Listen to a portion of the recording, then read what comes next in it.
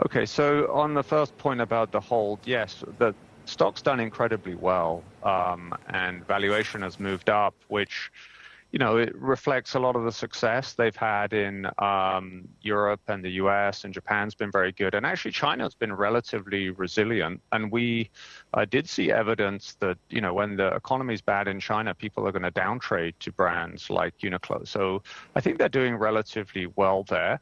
It's just that the market has priced in a lot of good news, and we don't see the kind of growth rates that you saw over the last year or two likely to be out there in the future. That's why we took it down to a hold rating. For China, scrap and build, as I mentioned, you've had a small number of stores in Europe and US, but very good sales. China is almost the opposite case, where they've had many developers who wanted to have a Uniqlo store, so they got good rent, so they expanded. But some of those locations are not really big stores. They're not that impactful.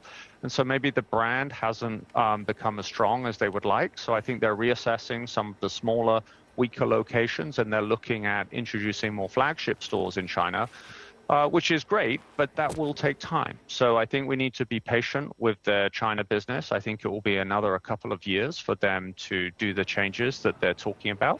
But ultimately, they'll do very well in China. They have around 1,000 stores. They target 3,000. That looks totally reasonable to us. They only have around 1% market share in China and Japan. Remember, they're about 10% market share. They're probably not going to be as successful in Japan. In China as they are in Japan, obviously, but getting to 2-3% market share, which would be double the size of their current business in China, looks perfectly achievable over the next few years.